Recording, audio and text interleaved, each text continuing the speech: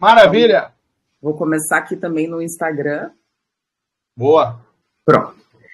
Então, para quem não me conhece, meu nome é Gabriela Streit, eu sou médica, tenho formação em nutrologia, então, pela Universidade de São Paulo, em Ribeirão Preto, e tenho formação em diversos cursos, desde o professor Laí Ribeiro, a professora Elisete Kaffer, fiz curso de ozonoterapia, então sou ozonoterapeuta, fiz cursos de biorressonância, fiz cursos de... Sou formada em ortomolecular pelo professor Arthur Lemos, então eu tenho vamos dizer assim, tenho dezenas de cursos nessa parte de medicina integrativa, eu acho que tem tudo a ver, então o canal é de medicina integrativa. Para você que está chegando agora aqui no Instagram, já tem bastante gente, eu estou fazendo uma live compartilhada, uma live no Telegram, no canal do Telegram do Medicina Integrativa, só você pesquisar lá, você vai acabar entrando, já está lá, então vai ter um chatzinho de vídeo, você vai poder acompanhar. E aqui no Instagram também, então vai ser uma live compartilhada. Mas ali você pode acompanhar melhor os temas. Bom, então, essa é a minha formação. Eu vou falar um pouquinho, acho que essa live ficou um pouco atrasada, porque o mês que as pessoas comemoram, o mês da mulher, é o mês de outubro, né, que tem toda a conscientização para o câncer de mama, e até eu fiz uma postagem a respeito disso, porque eu entendo que a gente não tem que fazer diagnósticos com mamografias, nem todas as mulheres têm acesso à mamografia. O que a gente tem que fazer, sim, é uma campanha de prevenção. Então, a gente não tem que fazer detecção precoce, a gente tem que fazer prevenção. E ninguém fala sobre estilo de vida, sobre dieta, sobre suplementação, sobre atividade física. Ninguém fala sobre melhoria do sono, sobre controle de estresse, sobre desparasitação, sobre desintoxicação. Ninguém fala sobre isso, né? As pessoas falam só em fazer a detecção precoce de um câncer que já esteja nessa mulher. E o que a gente tem que falar realmente é isso. É a parte de que a gente possa propiciar para essa mulher um estilo de vida saudável, e o estilo de vida saudável hoje a gente já sabe que já está correlacionado com melhores níveis de saúde, principalmente com menores índices e incidência de câncer.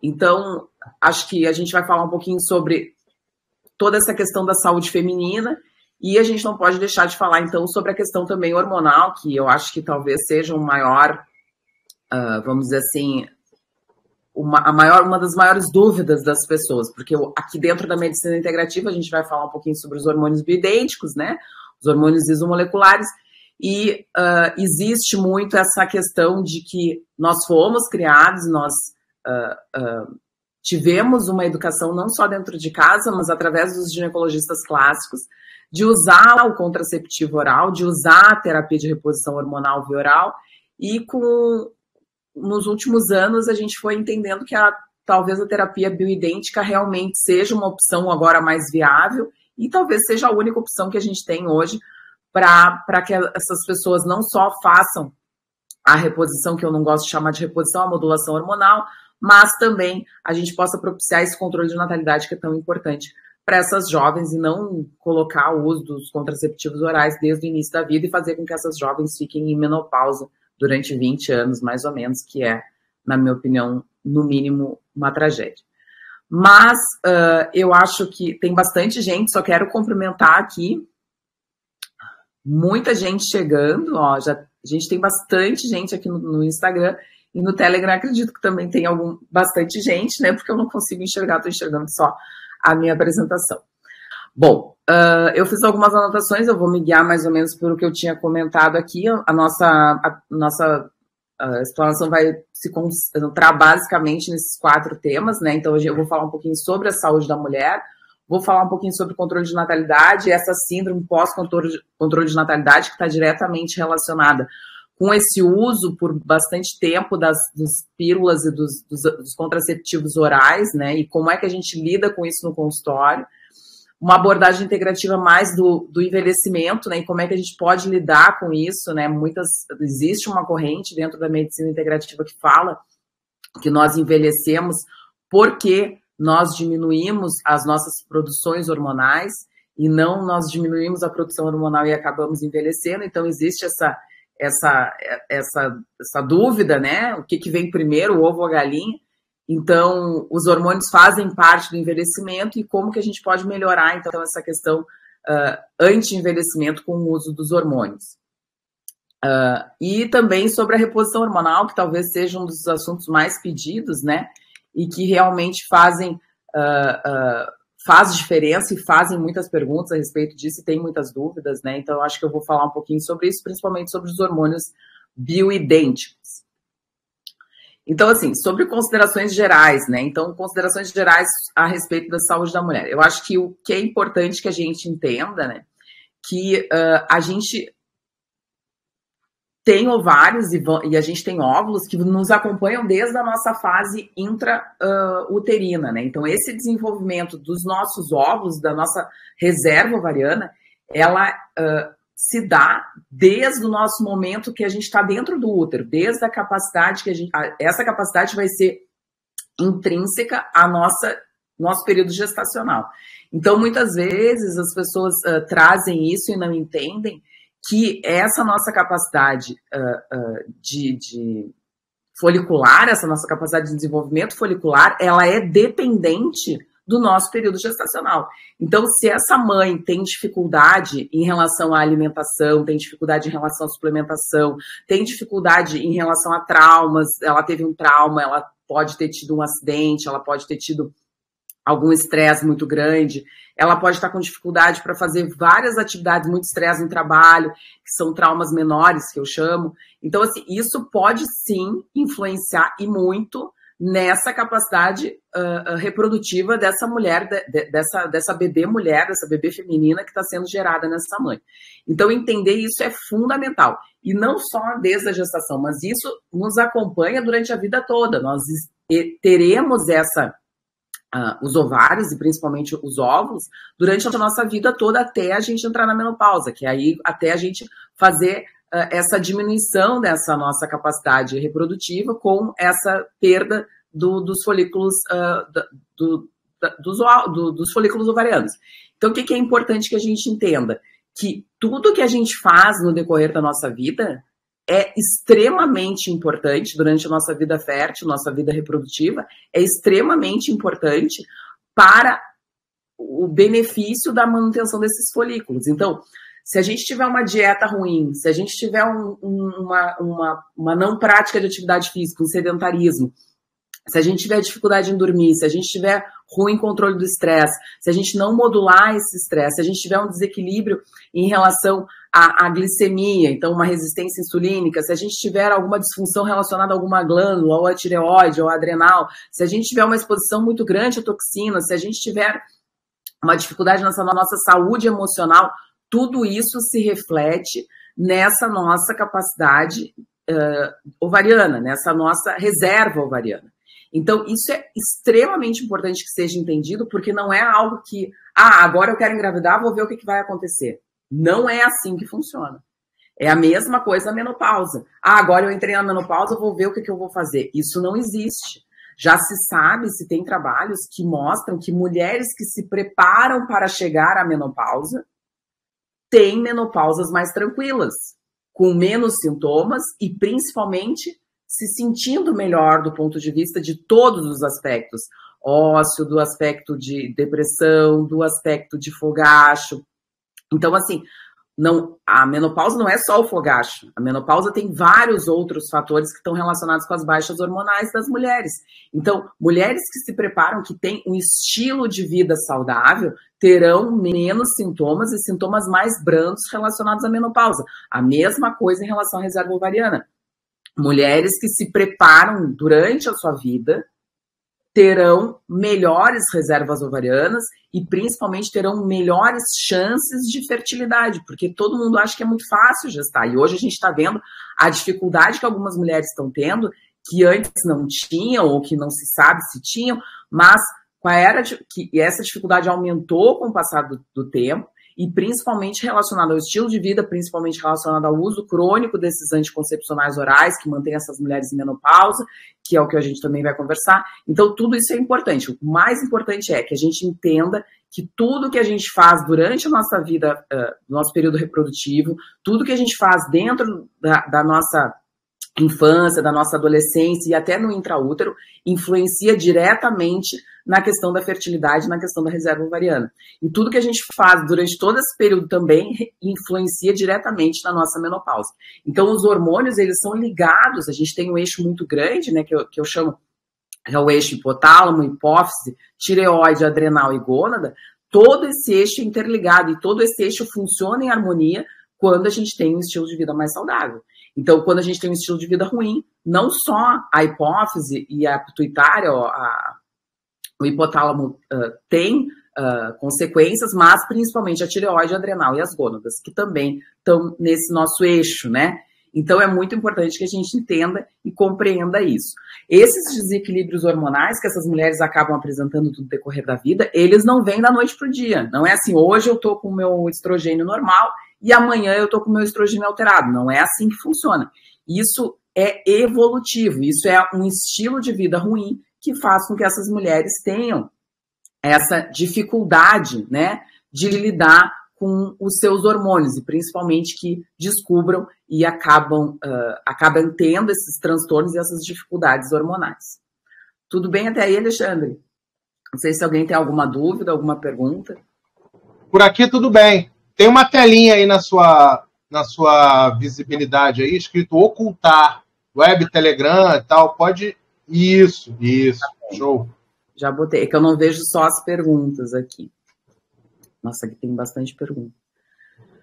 Bom, depois a gente vê as perguntas aqui, tá, Alexandre? No Instagram tem bastante pergunta. Bom, vamos lá. Pode seguir por aí, pode seguir, isso. Beleza. Então, assim, os dois hormônios principais, eu acho que os dois hormônios que a gente tem que falar, né, primeiramente, é o estrogênio e é a progesterona, que todo mundo já conhece, né, e que a gente precisa manter esse equilíbrio. Então, durante o mês, né, a mulher em idade fértil, a mulher que menstrua, ela tem duas pessoas, né? Então, que nem eu digo, um momento ela é Ruth, outro momento ela é Rutinha, né? Ela é sempre opostos, né? Então, assim, principalmente em função desses hormônios, né? Da progesterona e do estrogênio. O estrogênio é aquele hormônio do início do ciclo menstrual, então, nos primeiros dias do ciclo menstrual, o estrogênio está mais alto, né? Ele tem um pico ali perto do 10º dia, mais ou menos, e ele induz, na verdade, o FSH e o LH. Então, a gente faz esses pulsos desses hormônios dependente desse pico também de estrogênio. E nessa primeira fase do ciclo, com essa predominância desse estrogênio, a gente tem a mulher mais impulsiva, mais dona de si, mais prospectiva. Então, ela, na primeira fase do ciclo menstrual, tudo que ela faz parece que dá certo, ela tem aquele ímpeto, ela tem aquela vontade, as coisas parecem que funcionam melhor com as mulheres na primeira fase do ciclo menstrual. A segunda fase do ciclo, depois, então, do período ovulatório, então, aquela fase que a gente chama de uma fase mais lútea, é uma fase que a predominância, então, o estrogênio tende a dar uma baixada, uma caída, e a gente tem uma predominância um pouco mais da progesterona. Então, a progesterona é um hormônio tão importante quanto, e eu digo até que a progesterona é mais importante que o estrogênio, né? Mas a progesterona, ela não dá esses mesmos efeitos, então, do estrogênio. Então, a mulher, às vezes, até quando tem essa queda, né, do estrogênio e essa progesterona um pouco mais elevada, a mulher fica mais sensível, que é aquela fase da TPM, então que os hormônios baixam todos e a mulher fica mais sensível, fica mais lábil, fica às vezes mais chorosa, tem dificuldade até em controlar os seus alimentos, então tem um paladar mais infantil, gosta de coisas mais doces, fica mais inchada. Então tudo isso é relacionado com essa fase que a gente chama de TPM, né? Que é essa fase dessa período pré-menstrual. O que a gente tem que entender? Que o estrogênio, ele é um hormônio responsável principalmente pelo crescimento. Então, ele vai promover crescimento de tudo, né? Não só da cavidade endometrial, mas vai promover um crescimento também de outras coisas que muitas vezes a gente não quer. E a gente vai falar um pouquinho sobre isso. Então, ele é um hormônio do crescimento e ele é um hormônio inflamatório. A progesterona, ao contrário, ela é um hormônio anti-crescimento e ela é um hormônio anti-inflamatório. Então, é muito interessante porque, por exemplo, a endometriose, vamos dar um exemplo clássico do que a gente está falando. A endometriose é uma doença caracterizada pela predominância estrogênica. Então, as mulheres que têm endometriose, elas têm um aumento na relação estrogênio e progesterona, ok? Então, se ela tem uma relação do aumento do estrogênio para a progesterona, então tem essa característica de predominância estrogênica, o que acontece? Essas mulheres, elas têm o crescimento do tecido endometrial, não só na cavidade endometrial, ou próxima a ela, mas fora da cavidade endometrial. Então, a gente tem um crescimento. O que a gente tem que entender? Que é como se fosse uma grama e um cortador de grama. Eu gosto de fazer essa analogia. Então, o estrogênio, ele é como se fosse um fertilizante para a grama. Então, é um adubo para a grama. Então, ele faz a grama crescer. E a progesterona, o que ela é? Ela é um cortador de grama. Ela vai lá e apara a grama e não deixa a grama crescer mais do que a gente gostaria. Quando a gente perde esse equilíbrio, da gente ter mais adubo, então vai estar crescendo, e a gente não tem o cortador de grama, realmente acontece isso. Então, a gente tem uma proliferação endometrial, no caso da endometriose, mas tem outras doenças que também se caracterizam pela predominância estrogênica. E hoje as mulheres têm uma predominância estrogênica, muitas delas, e nem sabem. Por quê? Porque a gente tem os fitoestrógenos. Então, o que são os fitoestrógenos? São substâncias que imitam o estrogênio. Eles são como se fossem o estrogênio. Então, hoje a gente tem a predominância na alimentação e principalmente, por que a gente fala de comer comida de verdade? Por que a gente fala de não comer alimento processado, de não comer alimento industrializado? Porque hoje a gente tem uma grande quantidade de fitoestrógenos incluídos na alimentação processada, que o exemplo mais clássico é a soja. Então, hoje a gente tem presença de soja, a inclusão de soja, numa infinidade de alimentos processados, porque a soja é um alimento barato, de altíssima produção, e que substitui muitas vezes alguns ingredientes e consegue fazer algumas texturas, enfim, e até manter um prazo de validade maior. E isso faz com que eles incluam a soja em muitos mesmo alimentos processados. Além disso, a soja, tem que lembrar, ela é alimento para os animais. Então, a produção animal usa muito a soja como fonte alimentar para esses animais. Então, a gente também tem que entender que a galinha não cisca mais como ciscava 50, 60 anos atrás, lá na casa da avó, ou lá no sítio onde a gente conhecia. As galinhas hoje, mesmo as galinhas caipiras e as galinhas orgânicas, são todas alimentadas com soja e milho.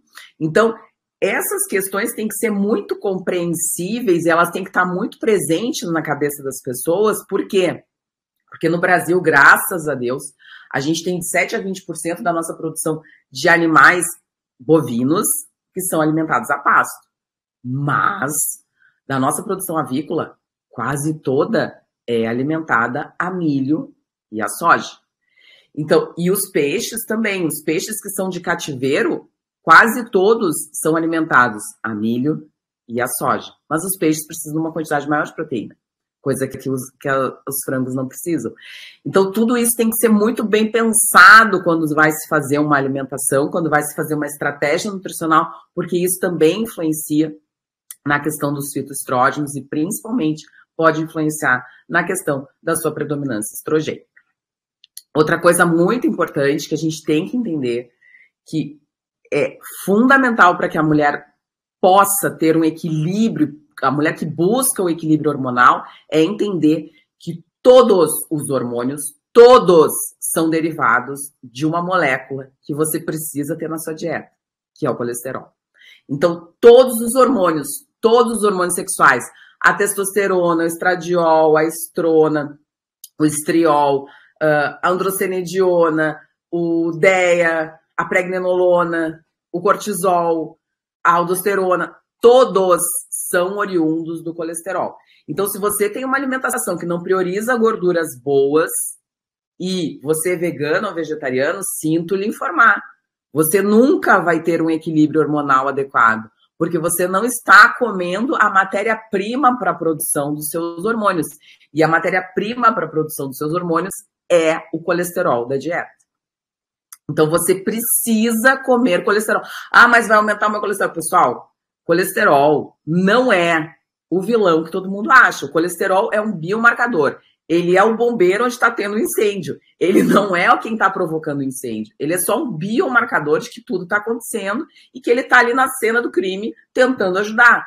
Mas o colesterol hoje a gente já sabe que não é o maior responsável pelas doenças cardiovasculares. O colesterol não é o principal responsável pelas doenças cerebrovasculares.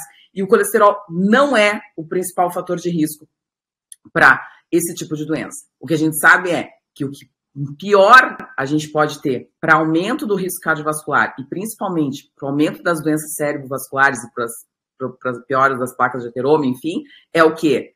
É a inflamação crônica de baixo grau aliada à hiperinsulinemia. Então, se você tem resistência insulínica, sinto lhe dizer, o seu risco cardiovascular é altíssimo. Se você tem inflamação crônica de baixo grau, então se você tem um dente que não foi bem curado e que você está liberando citocina inflamatória todo o tempo para o seu corpo, eu sinto lhe dizer, mas o aumento do seu risco cardiovascular também está por aí.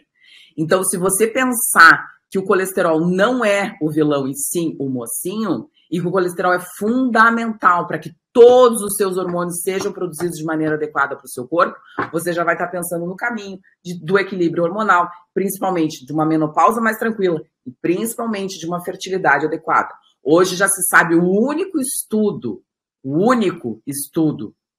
feito sobre fertilidade masculina, sem viés, um estudo bem randomizado, foi feito em Loma Linda, então que é lá na Califórnia, com os adventistas, porque eles conseguiram retirar esses vieses muito ruins de análise para o trabalho científico, e eles viram que os vegetarianos e os veganos, os homens, isso foi um estudo só de homens, eles viram que essas pessoas que têm uma alimentação vegana e vegetariana, sim, tem aumento do risco de infertilidade, tem mais infertilidade, tem mais baixo de ômega, então as pessoas precisam de ômega 3, precisam de uma relação boa ômega 3, ômega 6 para a fertilidade. E você só vai ter isso se você consumir proteína de origem animal.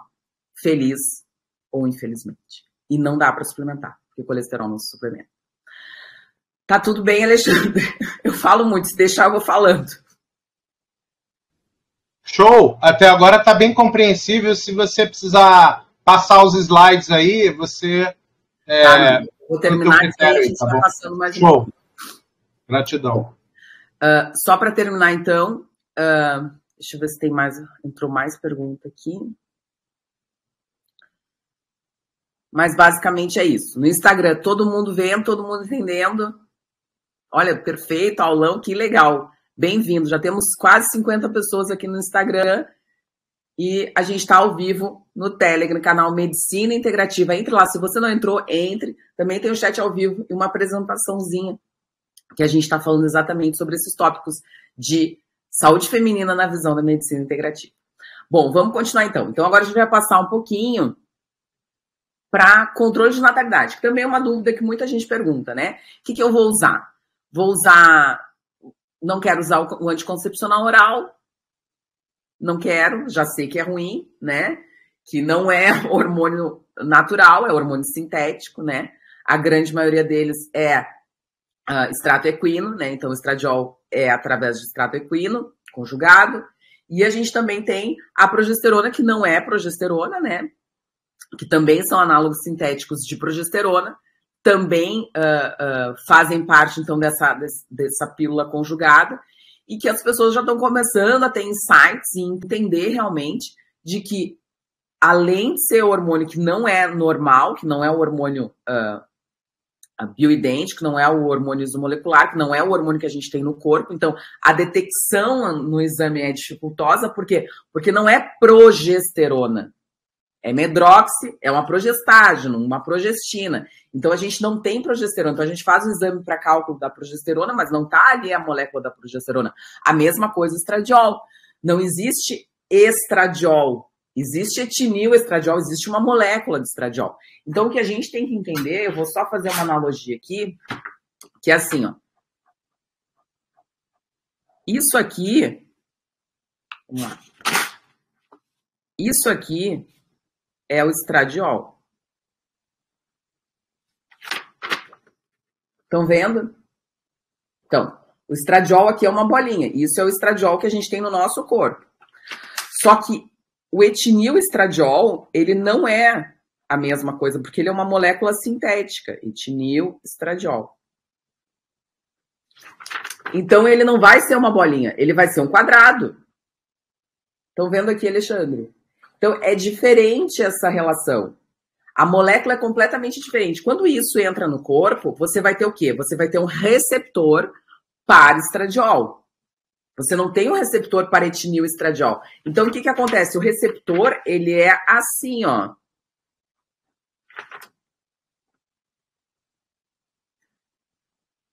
Ele não é assim. Ó, ele não é assim. Então, a gente tem que compreender que além de ter toda a questão do metabolismo hepático, além da gente ter essa questão da toxicidade, além de ter risco de adenoma hepático, além de várias outras coisas, a atuação dele não vai ser a mesma que um hormônio idêntico, que um hormônio do seu corpo. Então, isso é muito importante de se compreender. Além de aumentar risco de trombose, além de aumentar risco cardiovascular, além de fazer com que você tenha maior risco de obesidade, enfim, ele tem os seus efeitos colaterais, porque ele não é o mesmo hormônio que vai se ligar no seu receptor. Por isso que quando você toma qualquer tipo de remédio da farmácia, vem uma bula sobre efeitos colaterais. Por quê? Porque isso acontece com qualquer medicação que você não tenha dentro do seu corpo.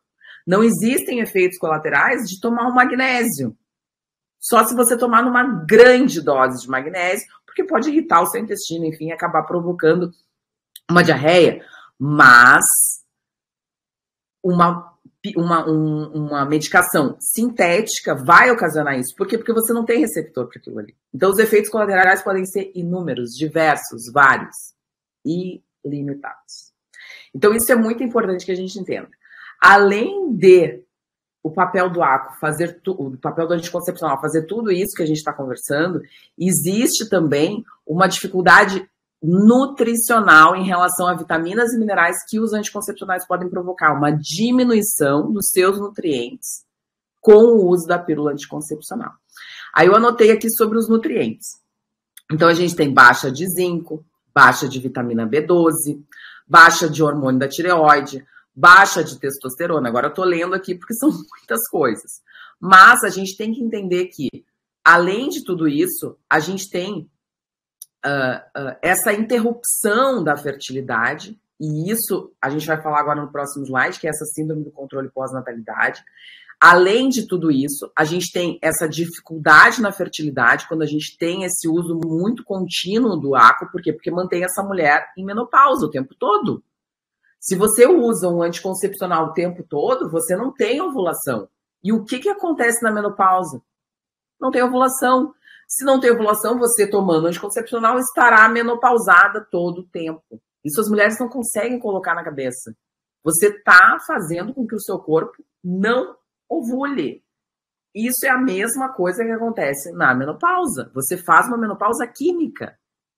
Então, isso, com a interrupção do anticoncepcional, existe essa dificuldade no retorno da fertilidade, porque o seu corpo vai ter que começar não só a limpar toda aquela quantidade de hormônio que você colocou para dentro, mas também retornar o controle da sua ovulação, que é uma coisa difícil depois de muito tempo utilizando, porque o corpo já aprendeu, já está fazendo como se fosse automático, porque está sempre aquela pílula ali presente, com aquela dosagem hormonal presente, que é uma dosagem sintética. Além disso, a questão do anticoncepcional, ela piora o microbioma, então a gente tem uma piora de toda a sua microbiota intestinal com o uso do anticoncepcional. Então tem essa questão da própria tireoide e da própria testosterona, né? Porque ele tem essa ligação dos hormônios sexuais, então os hormônios sexuais precisam se ligar em algumas globulinas e elas vão acabar se ligando nesse hormônio combinado, esse hormônio sintético, e isso prejudica, então, a própria ligação a outros hormônios importantes para o corpo, como o hormônio da tireoide, como a testosterona, que é um hormônio fundamental também para as mulheres. As pessoas acham que a testosterona é só fundamental para o homem, a testosterona também é fundamental e é produzida nas mulheres, na glândula adrenal. Então, isso é muito importante que a gente entenda e que a gente converse sobre isso. Então, alguns sintomas relacionados a essa síndrome pós-controle da natalidade. Então, depois que você para a pílula anticoncepcional, o que pode acontecer com você? Você pode ter, mais ou menos após 6 meses de interrupção da pílula, perda de cabelo, acne, inchaço, depressão, ansiedade. E a perda da menstruação, que às vezes até depois de 6 meses da suspensão da pílula anticoncepcional não retorna. E isso está caracterizado por essa síndrome de controle pós-natalidade. O que é importante entender? Eu anotei aqui o exemplo de uma moça que chegou para mim há uns meses atrás, que o que aconteceu, né?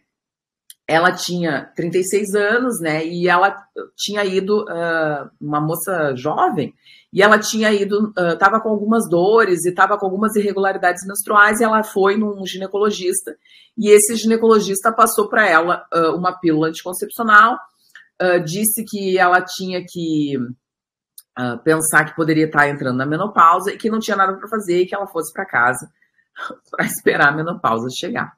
E nem, na verdade, pensou, né, que as mulheres têm uma dificuldade muito grande de entrar na menopausa, as mulheres têm uma dificuldade muito grande de lidar com a menopausa. Ninguém quer entrar na menopausa. Eu falo sempre isso. Existem pouquíssimas verdades absolutas, né? Mas uma verdade absoluta é que toda mulher vai entrar na menopausa. E se para mim isso assusta, eu tenho medo de entrar na menopausa, hoje tenho menos, né? Mas tinha muito medo no passado de ficar na menopausa, de entrar na menopausa, porque a gente tinha aquele, vamos dizer assim, aquele paradigma, né, de que mulher na menopausa ia ficar com a pele ruim, que não ia conseguir ter relação sexual, que perde memória, que fica depressiva, que tem problema ósseo, que fica com secura vaginal, né? Enfim, todas aquelas questões relacionadas com a menopausa e que a gente sabe muito bem que acontece, que as mulheres vêm com todas essas... E também os fogachos, né, que eu acho que talvez um dos sintomas mais ruins, mais comentados pelas mulheres. E essa moça, então, me procurou, né, tomando uma pílula, na verdade, anticoncepcional, dizendo, olha, doutor, o que a gente pode fazer? Eu não quero entrar na menopausa, não quero tomar essa pílula, eu quero entender o que está acontecendo, enfim. E o que é importante que a gente entenda, o que é importante que a gente traga para essa paciente? Que nesse momento, talvez tenha benefícios da mudança de estilo de vida, sempre tem benefícios. Mas nesse momento é um momento que você realmente precisa mudar o seu estilo de vida, porque alguma coisa está errada. Alguma coisa está fazendo errado. 36 anos não é o momento de você entrar na menopausa. Ah, mas a minha mãe... Querida, não. Não. Você tem que ter uma reserva ovariana pelo menos até uns 45 anos. Então, assim, a partir dos 40 você começa a pensar que você pode até entrar na menopausa. Mas, assim, dos 45 para frente, próximo de 50, é o momento de entrar na menopausa. Então, com 36 anos, não é o momento de você estar na menopausa. Menopausa precoce é patognomônico de estilo de vida ruim. Você tá com problema no seu estilo de vida. A sua dieta tá um lixo, você não tá suplementando direito, não tem nutriente, você tá dormindo mal, você não tá controlando o seu estresse, você não tá tendo um hobby, você não tá fazendo atividade física, você tá com um monte de toxina no seu ambiente, você não tá com boa relação social, você tá com alguma relação de trauma, você tá com algum problema. Isso é certo. Não, menopausa precoce é indicativo de estilo de vida ruim. Ponto. E aí a gente adaptou com essa moça, fez algumas... Então eu orientei todo sobre a dieta, orientei sobre a suplementação, vou falar um pouquinho sobre suplementação, fazer um en passant. A gente fez uma suplementação bem específica para ela, eu orientei sobre atividade física, sobre meditação, sobre mindfulness, falei sobre a questão de pegar sol, então, como é importante, né, a vitamina D dela era baixíssima. Falei a questão do aterramento, então se conectar com a natureza. Então tem tanta coisa para fazer. E essa menina, uma moça, né, uma mais jovem que eu, voltou a menstruar, ficou melhor, passou esses sintomas. E o que eu acho que uma das coisas que mais chama atenção, né? Você vai, às vezes, no médico, no ginecologista, e ele olha e diz assim, paciente que não tem útero vai usar... só o estrogênio, paciente que só progesterona, ou só estrogênio, né? Dependendo se tem útero, se não tem, o paciente só vai usar só o estrogênio e não vai usar a progesterona. E aí ele só pensa no útero, que era isso que eu queria dizer. Ele só pensa no útero dessa mulher. Ele não entende que a progesterona é fundamental, por exemplo, para o metabolismo ósseo, que a progesterona é fundamental para a demência. Por que homem tem mais demência que mulher?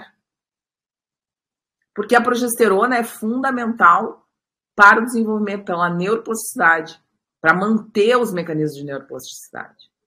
Por que a mulher é mais dura na queda? Porque, vou dar um exemplo muito clássico. Quando a gente tem uma bebê prematura, um nenê prematuro, a gente sempre vê assim, é homem ou é mulher esse nenê? Porque se for mulher, tem um risco, uma chance muito maior de sobreviver do que se for um bebê masculino. Vocês sabiam disso? Por quê? Porque a mulher tem progesterona. A progesterona é esse hormônio que dá tanta vida, que é tão importante para a vida, que é um hormônio muito importante para a vida. Então, entender que os homens também, às vezes, precisam repor progesterona ou podem repor pregnenolona ou até o próprio DEA, é muito importante. Porque as mulheres, elas não são só útero e mama.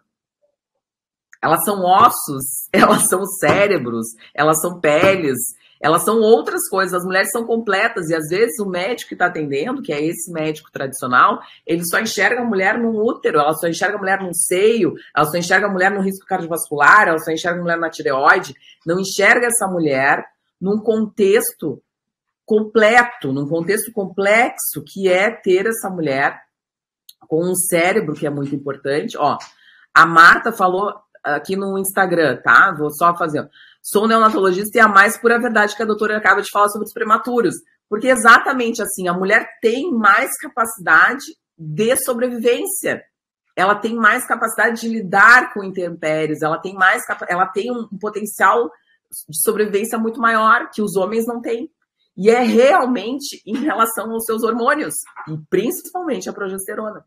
Então, é muito importante que a gente entenda que é fundamental que a gente tenha esse controle e essa questão da natalidade relacionada não só com o estrogênio, que a gente também utilize a progesterona e que a gente entenda do papel da progesterona, que é tão ou mais importante do que o estrogênio, porque a menopausa não é uma deficiência de estrogênio. O estrogênio ele continua a ser produzido. A dificuldade é na progesterona. A menopausa é uma deficiência de progesterona. Então, muitas vezes a gente se concentra muito no estrogênio e a gente acaba esquecendo da progesterona. Então, só para fechar essa questão do controle de pós-natalidade, é muito importante que, se você quiser e deve e quer se afastar do uso dos anticoncepcionais, a gente tem uma infinidade de métodos contraceptivos. Nessa infinidade de métodos contraceptivos, e se você principalmente quiser ser fértil, né, porque tem essa questão também de que as mulheres estão sendo mais férteis cada vez mais tarde, a gente possa fazer com que a gente tenha esse desmame da pílula anticoncepcional com tranquilidade, com qualidade e principalmente revertendo todos esses efeitos provocados pela pílula anticoncepcional. Então, dentro do controle de natalidade, a gente tem outros tipos de métodos contraceptivos, a gente tem os DIUs, né, que tem também as suas particularidades, a gente tem os implantes, a gente tem o condom, a camisinha, a gente tem os métodos de controle, então a gente tem o método de Bild, que é aquele controle do muco, a gente tem a tabelinha, mas a mulher, para isso, ela precisa ter um ciclo regular, ela precisa se conhecer, ela precisa saber do seu corpo. Muitas vezes a mulher nem sabe. Ela come tudo errado, ela faz tudo errado, ela não tá nem aí, ela só está sobrevivendo. Então não tem como fazer um método de tabelinha para uma pessoa que só está sobrevivendo, que não está vivendo, que não se conhece, que não sabe nem o que é o seu corpo. E a maioria das mulheres não sabe o que é o seu corpo. Principalmente quando está tomando pílula anticoncepcional. Tudo bem aí, Alexandre? Vou sobreviver ao fato de que o homem não é o sexo forte. Eu vou sobreviver. Já absorvi o choque. Mas é interessante pensar assim, né? Porque a gente não tem essa ideia, né? De que as mulheres têm menos eventos cardiovasculares, os homens têm eventos mais graves. Todas essas coisas estão muito relacionadas com a questão hormonal. E muitas vezes os médicos não falam porque eles nem sabem, né? Que está muito relacionado com isso. E quanto que a gente quer trazer isso para a realidade não só das mulheres, mas também para dos homens. Porque, não, hormônio feminino, não, eu vou ficar feminilizado. Não existe isso. Existe uma modulação hormonal. Eu sou contra a reposição hormonal. Eu sou a favor da modulação hormonal. Porque hoje o que acontece? como se difundiu essa questão dos bioidênticos, como se difundiu essa questão de usar hormônio, como tem muito médico que está usando hormônio, estão usando doses horríveis, doses altas, doses sem critério, as pessoas querem botar implante em todo mundo, como se não tivesse amanhã, e isso é completamente errado, a medicina integrativa fala sobre isso. Existem critérios para tudo, existe critério para tomar um copo d'água. Se você faz hemodiálise, você não pode tomar água. Existe critério para tudo na vida. Por que não ia ter critério para colocação de implante só porque dá dinheiro para o médico que está colocando? Então, essas coisas as pessoas têm que entender. Essas coisas as pessoas têm que ser críticas. Elas, além de serem, elas têm que ser, além de ser críticas, elas têm que ser curiosas, elas têm que ir atrás da informação e, baseado nisso, fazer a melhor escolha junto com o seu médico, objetivando uma única coisa, a sua individualidade.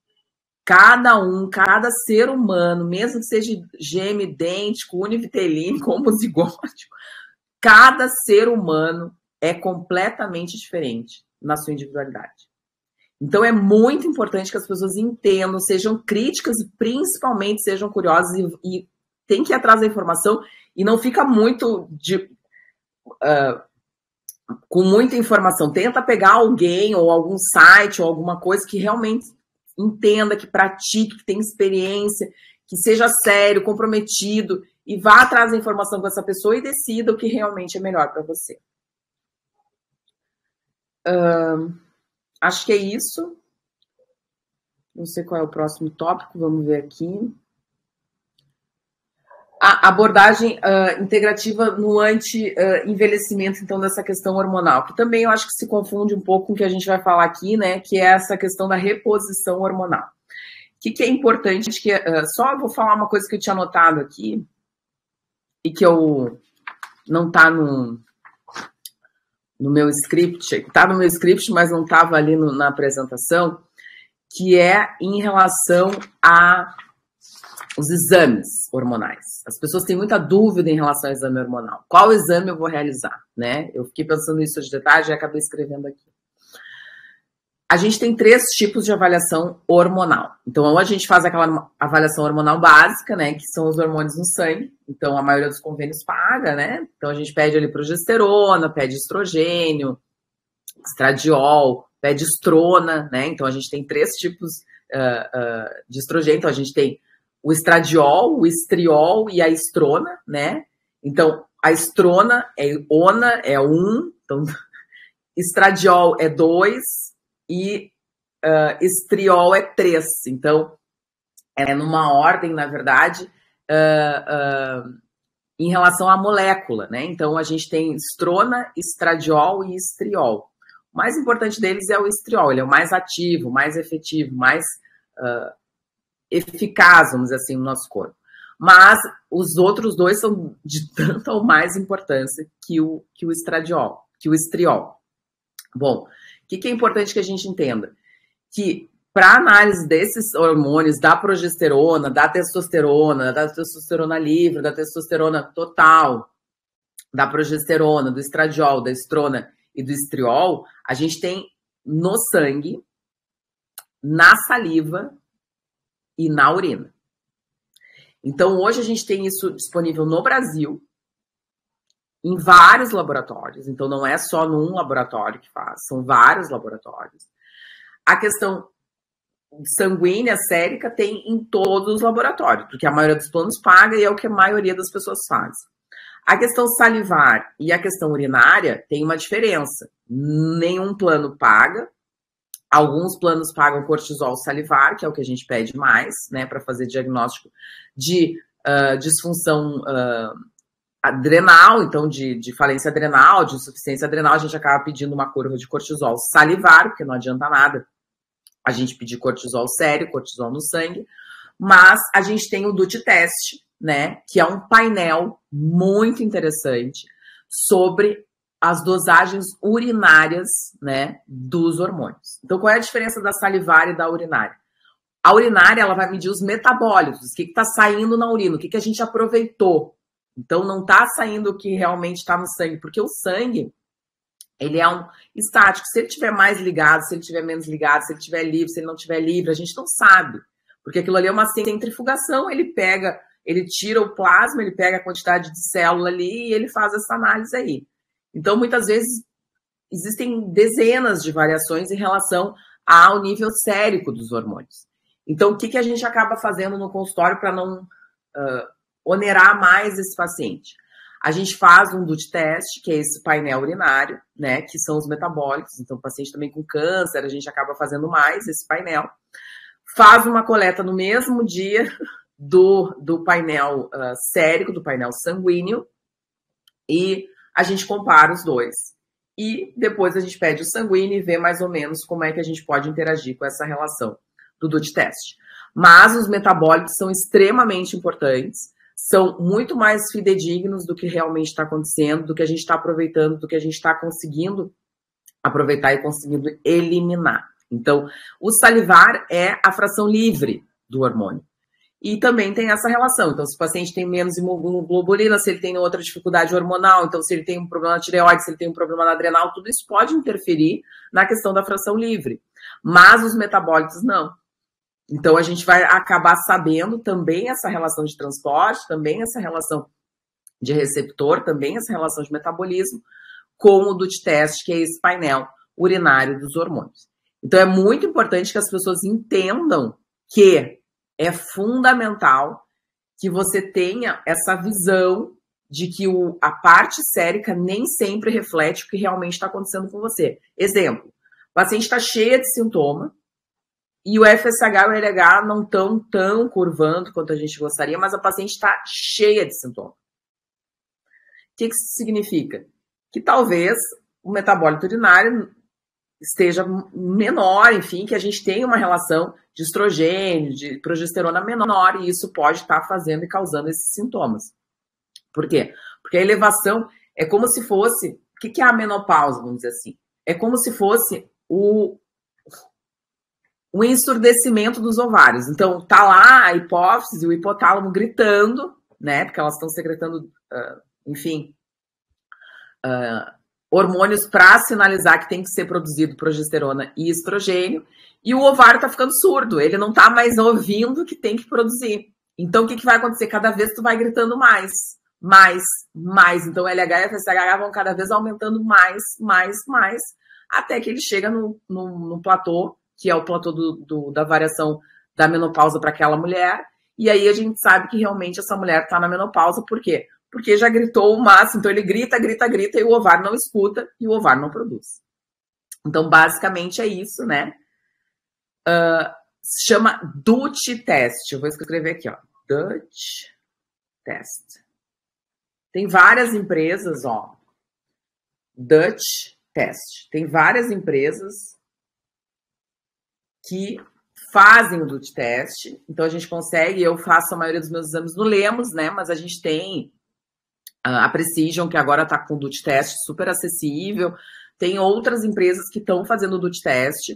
Então, não é só a própria... a Fagron agora está vindo com o DUT test. Então, eu já recebi a representante no consultório. Então, a gente tem outras empresas que estão fazendo o DUT test e que é realmente o teste que nos dá essa ideia sobre os nossos hormônios e sobre como estão sendo metabolizados esses hormônios. Então, é muito importante que vocês entendam, que vocês saibam que os exames séricos nem sempre vão refletir o que realmente está acontecendo com você. Tá bem? Alguma dúvida aí, Alexandre? Olha, o grupo está até fechado para a gente poder realmente priorizar as pessoas chegando e entrarem aqui direto no... prestigiarem a live, né?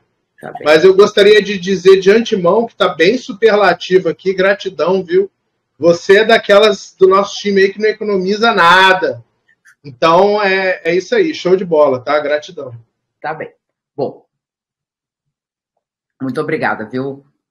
Muito bom poder estar falando aqui sobre um assunto que realmente chama tanto a atenção das pessoas e que eu acho que é tão importante, né? Conversar. Vamos falar um pouquinho sobre terapia de reposição hormonal, que eu acho que agora é o que mais o pessoal quer e tem mais pergunta, enfim. Por que tanta gente tem medo da terapia de reposição hormonal? Acho que isso é uma das coisas mais importantes que a gente tem que falar e eu acho que talvez seja uma das coisas que a gente mais tenha que esclarecer.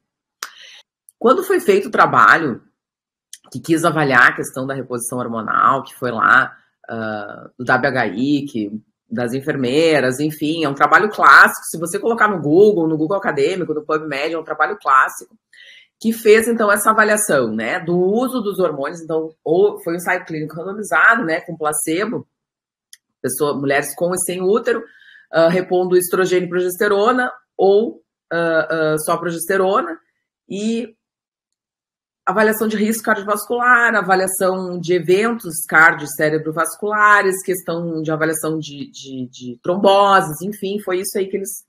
O que aconteceu? Eles precisaram interromper antes, porque essas mulheres tiveram muitos eventos cardiovasculares com a terapia de reposição hormonal, e caiu uma bomba, então, no mundo médico, porque as pessoas começaram a desacreditar e desaconselhar a terapia de reposição hormonal para as mulheres com esses medos, né, relacionados a esses eventos cardio, cerebrovasculares, trombose, enfim, porque aumentou o risco de tudo. O que a gente tem que entender? A primeira coisa, né, que é muito importante saber que esse trabalho foi feito único e exclusivamente com hormônios sintéticos. Então, com estrogênios equinos conjugados, com medroxiprogesterona, com hormônios sintéticos. Não foi feito com hormônio bioidêntico, com hormônio isomolecular. Essa é a primeira coisa, né? E o que é mais importante saber? Que não foi avaliado várias variáveis que são muito importantes quando a gente pensa em reposição hormonal e quando a gente fala em terapia de reposição hormonal. Entre eles, a idade dessa mulher. Então, quando que se começa a reposição hormonal? Quando se pensa em menopausa. Porque a gente não vai fazer reposição, a gente vai fazer modulação. Então, é muito importante saber a idade dessa mulher. Essas mulheres, elas eram mais velhas, então isso também influencia. O tempo que essa mulher já está em menopausa, isso não foi visto no trabalho. A gente sabe que existe uma janela de oportunidade, a gente sabe que até 10 anos essas mulheres podem repor e devem repor hormônios. Depois disso, sempre muito mais individualizado, com avaliação de risco cardiovascular, com cardiologista do lado, com toda a história familiar. Então, assim, não que não possa, mas a gente vê que os benefícios não são tão grandes depois dos 10 anos da reposição, do início da reposição pós-menopausa. O que é muito importante? Que essas mulheres não tinham sintomas. 10% desse trabalho do WHI eram mulheres que tinham sintomas relacionados à menopausa. E isso também está diretamente relacionado com o que você vai fazer. Porque se a mulher não tem sintoma, talvez ela não precise da mesma dose do que uma mulher que tem sintoma. Por isso a individualização da reposição. Se a mulher não tem sintoma, talvez você possa usar uma dose menor e modular. Ao passo que se a mulher tem sintoma, você talvez tenha que usar uma dose maior. Porque isso é eixo, e a gente precisa pensar em LH-FSH para fazer reposição de estrogênio e progesterona. Uma outra coisa interessante do trabalho do WHI é que essas mulheres eram 70% obesas, o risco cardiovascular, o risco de trombose, o risco no AVC é muito maior. 50% dessas mulheres do trabalho eram fumantes. Então, o risco de trombose, o risco de AVC, o risco de infarto é maior. E 35% dessas pacientes tinham pressão alta. Tinham resistência insulínica. A maior causa de pressão alta é resistência insulínica. Então, mulheres obesas, tabagistas, com resistência insulínica, era óbvio que ia aumentar o risco. Hormônio sintético, a combinação de hormônio sintético, sem critério de idade, sem critério de tempo de menopausa, com a maior delas, quase 70% obesas, 35% com hipertensão e 50% fumantes, é óbvio. Por isso a individualização do tratamento é tão importante, por isso que um ensaio clínico randomizado, duplo cego, uísque sachê, não vale para mim, não vale para você, não vale para Dona Maria. Por quê? Porque isso é uma média. E nós não somos média, nós somos pessoas completamente diferentes umas das outras. Então, o que a gente tem que entender e o que a gente realmente tem que respeitar é a individualidade.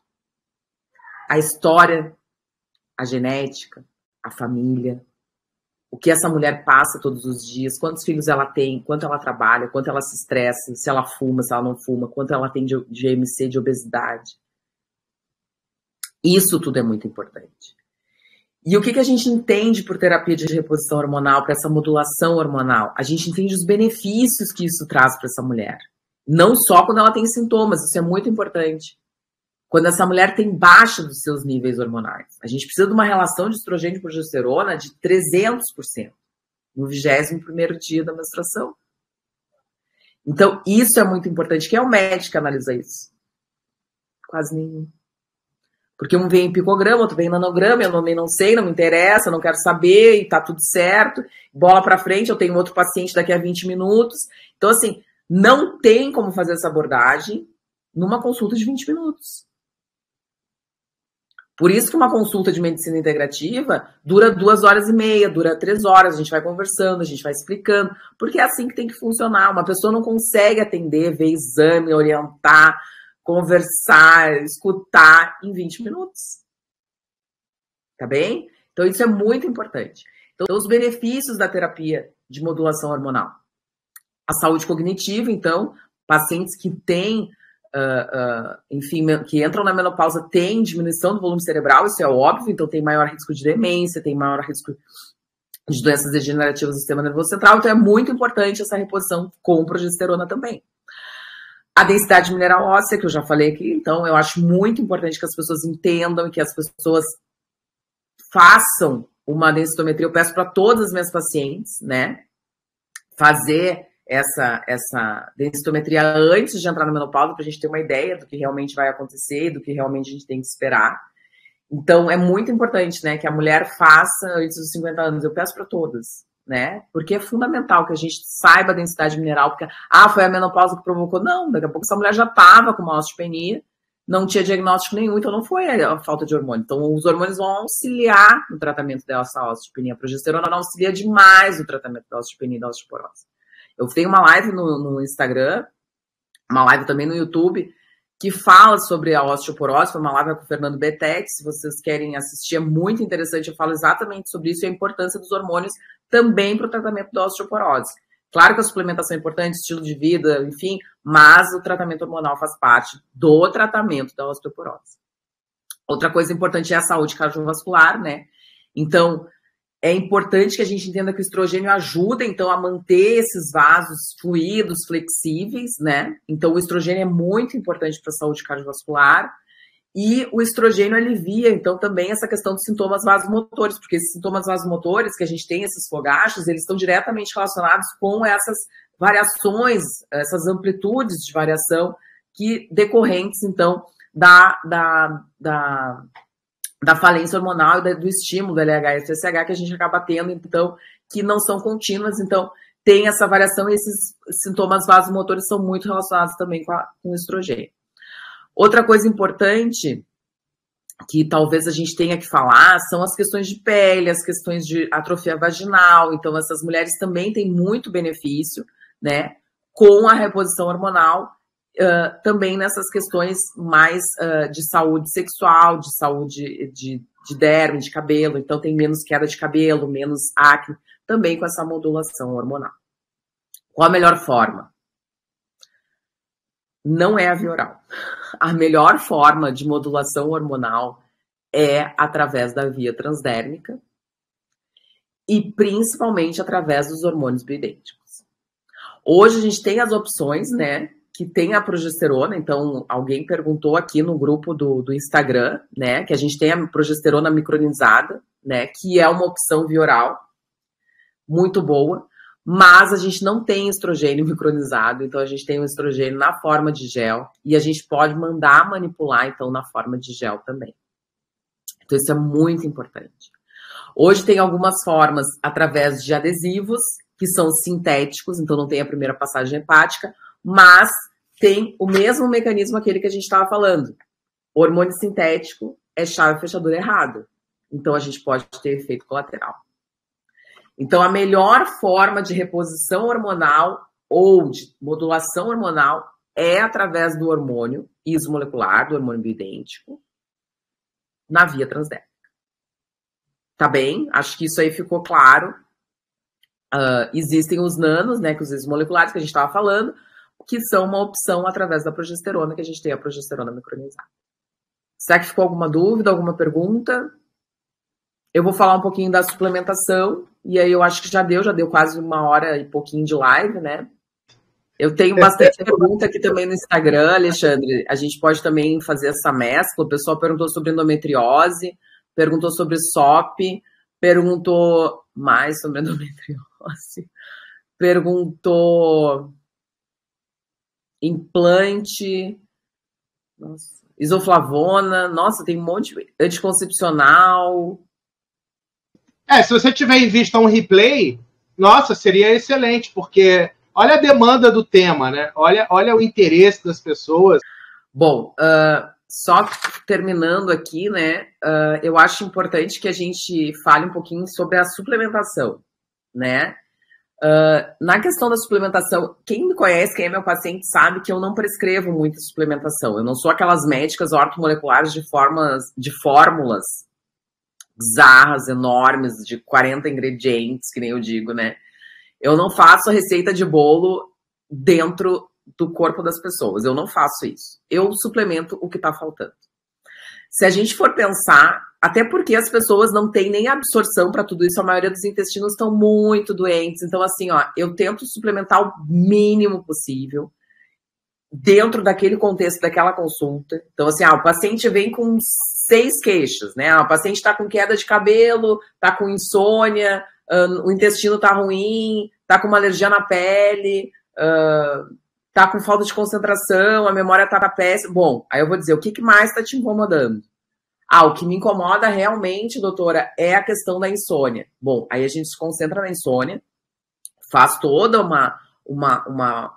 um pensamento, um diagnóstico sobre aquilo ali, por que o paciente está com insônia, o que pode estar levando esse paciente à insônia, fala sobre higiene do sono, passa alguns suplementos, aborda a questão da dieta, o que comer, quando não comer, que horas é melhor para comer no sono, tudo isso que eu falo na consulta, e aí na próxima consulta o paciente volta e diz, doutora, eu tô dormindo super bem, então tá, next, tipo, passamos essa e aí vamos para a próxima. É assim que se faz suplementação. Existe uma diferença, eu acho que isso é muito importante que a gente fale aqui e aqui, que é a questão da suplementação terapêutica e profilática. Então, assim, nem tudo é para sempre dentro da suplementação. A grande maioria não é. Então, a gente tem que tratar a suplementação como terapêutica, a grande maioria delas, e algumas coisas como profilática. O que eu vou falar agora não é nada terapêutico. Vou dar um exemplo de coisa terapêutica, tá? Só para as pessoas entenderem. Berberina tá super na moda, tá todo mundo querendo tomar berberina. Berberina atua muito bem na resistência insulínica. Berberina atua muito bem na questão inflamatória, na inflamação crônica de baixo grau. Berberina é ótimo para modulação do colesterol, para melhorar níveis de colesterol. Só que berberina pode fazer com que a gente tenha uma atividade, na verdade, antimicrobiana, e isso pode atuar diretamente no seu intestino e pode prejudicar o seu intestino. Então, não se toma berberina por um grande período, por um grande tempo. A gente toma berberina por um período, ela é terapêutica, a gente está tentando melhorar a resistência insulínica, a gente dá a berberina e depois de um tempo a gente tira a berberina. A mesma coisa metformina, agora falando do remédio alopático. Não se dá a metformina para um paciente por muito tempo, porque ele dificulta a absorção de vitamina B12 e outros micronutrientes. Então, esse paciente tem resistência insulínica, a gente entra com a metformina, pode entrar com a berberina por um período. E isso é fitoterapia terapêutica. Outra coisa é profilática. Então, assim, a gente tem o quê? O paciente come fora, todo dia almoça fora, não consegue melhorar a alimentação líquida com óleo vegetal, a relação ômega 3 ômega 6 péssima. Ômega, tá tudo certo. Óleo de peixe. É uma mulher com endometriose, é uma mulher com SOP, tal. Faz um curso de óleo de linhaça. Esse mês eu vou ganhar um dinheiro a mais, olha, vou ter um 13º. Faz um mês de óleo de krill.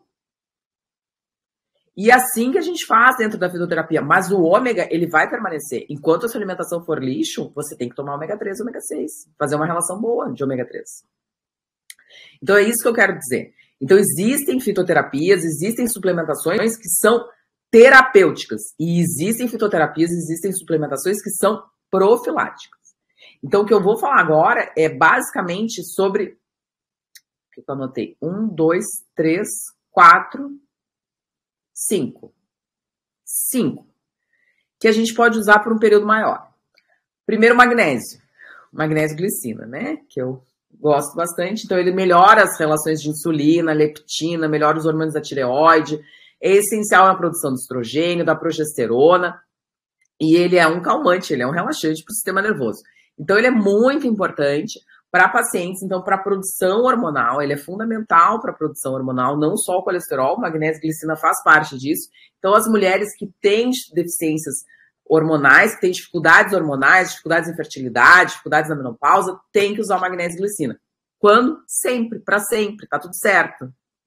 A dose de acordo com o seu médico, com a sua necessidade.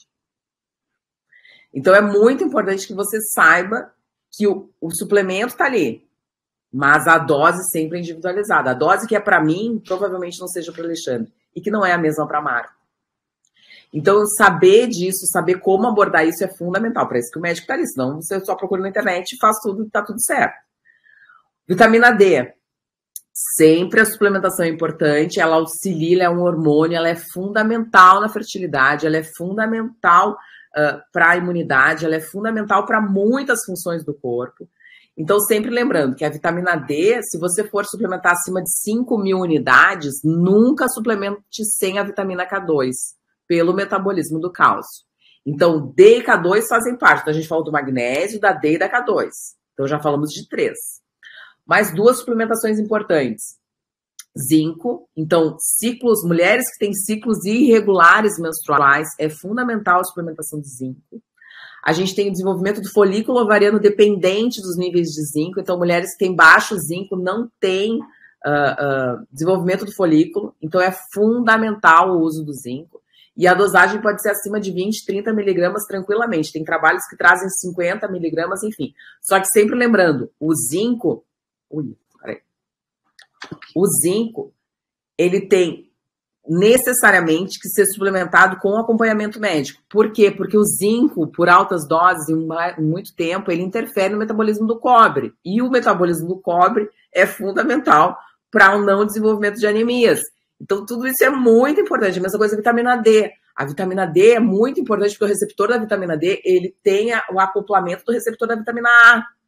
Então, é muito importante que você utilize vitamina D e saiba também que vitamina A tem que ser utilizada junto. Então, tudo isso é um conjunto. Por isso que não é, eu pego a informação na internet, difundo e tá tudo certo. Não! Não! O importante é que você saiba que você tem uma doença, que você tem uma dificuldade, que você tem sintomas e chegar para o médico e dizer, olha, eu estou sentindo isso e tal. É para isso que serve a medicina integrativa. Não é para fazer suplementação de zinco, não é para fazer suplementação de cobre, não é para fazer suplementação de vitamina D, porque realmente existe essa necessidade de acompanhamento médico para todos os tipos de suplementação. E o último, talvez, que eu vou falar sobre o pessoal que perguntou de SOP, né, de síndrome dos ovários policísticos, que auxilia no desenvolvimento do folículo e melhora a sensibilidade à insulina, que está diretamente relacionada é o inositol, na forma de myo-inositol. Então, tem centenas de trabalhos que mostram os benefícios do myo-inositol, não só para a resistência insulínica, nas pacientes que têm SOP, mas também para o desenvolvimento folicular. Então, é muito importante que a gente pense nesses suplementos como algo terapêutico e alguns como algo profilático. Mas sempre com acompanhamento médico ou de um profissional extremamente capacitado e habilitado para fazer isso. A metformina eu falei, né, que eu tinha anotado sobre a SOP, né, mas eu não vou falar de SOP. Só aproveitando, agora, não sei, as perguntas a gente pode deixar para uma próxima ocasião. Mês que vem, eu vou lançar um curso que vai ser uma jornada sobre endometriose e saúde feminina. Vou pincelar endometriose, eu vou falar muito sobre endometriose, o curso é focada em endometriose. Então, mulheres com endometriose aguardem, eu estou fazendo todo um protocolo holístico, todo um protocolo de medicina integrativa, explicando sobre endometriose.